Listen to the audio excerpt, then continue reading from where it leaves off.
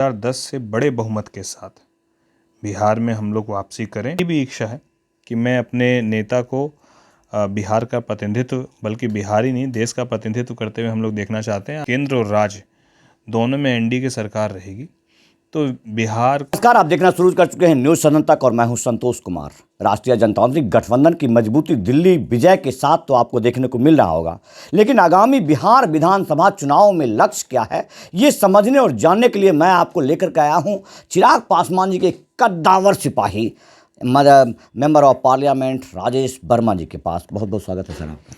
बहुत धन्यवाद। आप एक बिहार का एक ऐसा पार्ट जिसके विकास से ही पूरे बिहार का विकास में दिखेगा, और वो पार्ट है खगड़िया। क्योंकि जिस तरह से भौगोलिक दृष्टिकोण से ही बहुत पिछड़ा क्षेत्र है, उसको उठाने की जिम्मेदारी है मिले है। उठा पाएंगे क्या आप?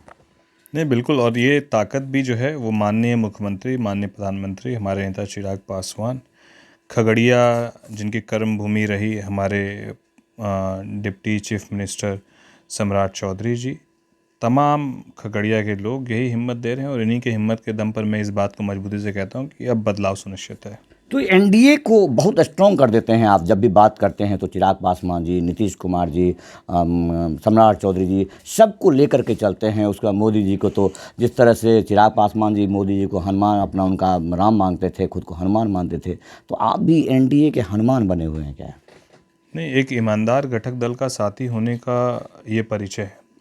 जिनके साथ आप हैं उनके साथ आप हैं, और होने के पीछे की वजह भी है कि यदि इस 2 बजट में बिहार को माननीय प्रधानमंत्री जी ने 1 लाख से ज़्यादा की राशि स्वीकृत की, तो माननीय प्रधानमंत्री जी के अंदर बिहार को विकसित होता हुआ देखने की एक ललक है। और वो जानते हैं कि बिहार बहुत बाकी विकसित प्रदेशों से पिछड़ा हुआ है। इसीलिए मैं मजबूती से हमारे प्रधानमंत्री जी के साथ हूँ, क्योंकि उनकी निगाह बिहार के प्रति सकारात्मक है। हमारे मुख्यमंत्री नीतीश कुमार जी को जब हम लोग देखते हैं तो 2005 के बाद जिस तरीके से, चाहे सड़कों का जाल हो, चाहे लॉ एंड ऑर्डर की बात हो, चाहे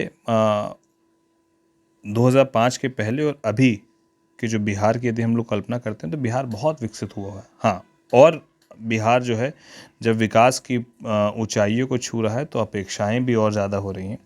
तो बिल्कुल अब हम लोग सब चाहते हैं कि इस नए सत्र में, जब नया सत्र आएगा, तो विकास की और बड़ी लकीर हमारे माननीय मुख्यमंत्री जी लिखने का काम करेंगे। लगभग 1 महीने से एनडीए का कार्यकर्ता सम्मेलन अलग अलग जिला में आयोजित हो रहा है और अपना दम दिखा रहे हैं। जो ये शक्ति प्रदर्शन है, इसमें लोजपा का काफ़ी बढ़ चढ़ कर हिस्सा देखा जाता है। यहाँ तक कि बड़े बड़े कार्यकर्ता, जिला स्तर के जिला अध्यक्ष जरूर रहते हैं। तो इसमें आप चिराग पासवान जी को कहाँ देखते हैं? नहीं, हमारे नेता का एकदम पूरी तरीके से निर्देश है सभी सांसदों को, सभी प्रदेश स्तर के पदाधिकारियों को, जिला अध्यक्षों को, कि सभी लोग पूरे एनडीए के साथ मजबूती के साथ मिलकर हर जिला में एनडीए को मजबूत करने के लिए एनडीए के सभी घटक दलों के साथ बैठक करने का काम करें, और 2010 से बड़े बहुमत के साथ बिहार में हम लोग वापसी करें। ये हमारे नेता का प्रयास है, और सभी ने पूरी स्पष्टता के साथ कहा है कि सभी माननीय मुख्यमंत्री जी की अगुवाई में जो है इस चुनाव को हम लोग लड़ने का काम करेंगे। ऐसे तो एनडीए में फूट की बात हो जाएगी, लेकिन युवा आइकॉन की जब बात आती है तो चिराग पासवान जी का नाम आता है, बिहार फर्स्ट, बिहारी फर्स्ट को लेकर के। तो उस हिसाब से अगर युवा लोग कहते हैं चिराग पासवान जी को मुख्यमंत्री का चेहरा होना चाहिए, तो इसमें आपका क्या कहना है? नहीं, चाहते तो हम भी हैं, हमारे नेता हैं, और मुझे लगता है कि हर एक कार्यकर्ता अपने पार्टी के जो नेता हैं उनके लिए बड़े से बड़े पद पर उनको बैठता हुआ देखना चाहते हैं।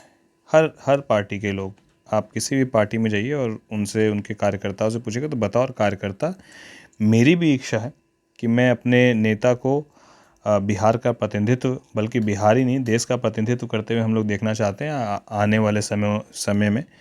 लेकिन जब हमारे नेता ही इन चीज़ों को कह चुके हैं, या हमारे नेता जब इन चीज़ों को तय करते हैं कि एक ईमानदार घटक दल का साथी होने के नाते जो सभी एनडीए घटक दल के वरीय नेता, अभिभावक जो तय करेंगे वो उनको सर्वमान्य है। तो अगर सबकी रजामंदी होगी तो हमारे नेता में, तो हमको इससे अधिक खुशी कुछ नहीं है। लेकिन अभी सीनियर होने के नाते, बिहार में लंबे समय से बिहार को चलाने के नाते, सब लोगों ने एकमत होकर माननीय मुख्यमंत्री जी के प्रति अपनी आस्था व्यक्त की है। हम लोग उनके निर्णयों के साथ हैं। तो अब जो विकास की जो रेखा खींची जाएगी, बिहार के विकास की आखिरी रेखा, वो इस साल जो खींची जानी है, उसमें लोजपा क्या किस तरह से अपना डिमांड प्रस्तुत करेगा सीटों को लेकर फिर? नहीं, मुझे लगता है कि हमारे नेता के लिए पहली प्राथमिकता है कि बिहार में मजबूती के साथ एनडीए की सरकार बने। हाँ, स्वाभाविक सी बात है कि क्योंकि बिहार की राजनीति में हमारे नेता और उभरते हुए जो शिक्षित नेताओं की जो बिहार को लेकर लोगों का एक परसेप्शन था कि बिहार इस तरीके का, उस परसेप्शन को बदलने का काम हमारे नेता ने किया। तो स्वाभाविक सी बात है, लोग भी चाहते हैं कि हमारे नेता का और हमारी पार्टी का एक सरकार बनने में हमारी पार्टी की, हमारे नेता की एक अहम भूमिका भी रहेगी। तो स्वाभाविक सी बात है कि हम चाहेंगे एक बड़ी संख्या में हमारी पार्टी से भी लोग चुनाव बिहार विधानसभा का लड़े। अब वो कितने नंबर पर होगी, ये एनडीए घटक दल के सभी नेता मिलकर जो तय करेंगे वो सर्वमान्य होगा। 5 पार्टियों का एक मजबूत घटक दल है आपका, क्या लक्ष्य निर्धारित करते हैं आप? नहीं, लक्ष्य तो नेता निर्धारित करते हैं। सीटों में 220, बहुत लोग कहते हैं कि इस बार 220 पार करेंगे, हो पाएगा क्या? मुझे लगता है कि बहुत आसानी से होगा। इसीलिए आसानी से होगा क्योंकि एक तो सब एक मत है, दूसरी बात कि लोग भी इस बात को समझ रहे हैं कि जब केंद्र और राज्य दोनों में एनडीए की सरकार रहेगी तो बिहार को जिस तरीके से हमारे यशस्वी प्रधानमंत्री जी ने केंद्र से एक बड़ा बजट अलॉट किया है, बड़ी योजनाएं लेकर आए हैं और बिहार सरकार भी उसके साथ ताल से ताल मिलाकर जिस मजबूती से बिहार का विकास सुनिश्चित कर रही है, तो मुझे लगता है कि लोग समझ रहे हैं कि ये आने वाले 4 साल, 4.5 साल जो अभी केंद्र में एनडीए की सरकार है, उसके साथ चलने से बिहार आने वाले 5 सालों में दोगुनी रफ्तार से जो है वो विकसित होगा, केंद्र और राज्य के दोनों के सहयोग से। बहुत बहुत आभार। इनका एक सही मार्गदर्शन आपको मिला, जिसके आधार पर आप समझ सकते हैं कि मूल जो बात निकल कर आई है कि जो केंद्र और राज्य की सरकार एक साथ रहेगी तो जो बिहार के लोगों को लाभांश मिलेगा, वो लाभांश का फ़ायदा आपको मिलता रहेगा। इसी के साथ जय हिंद, वंदे मातरम।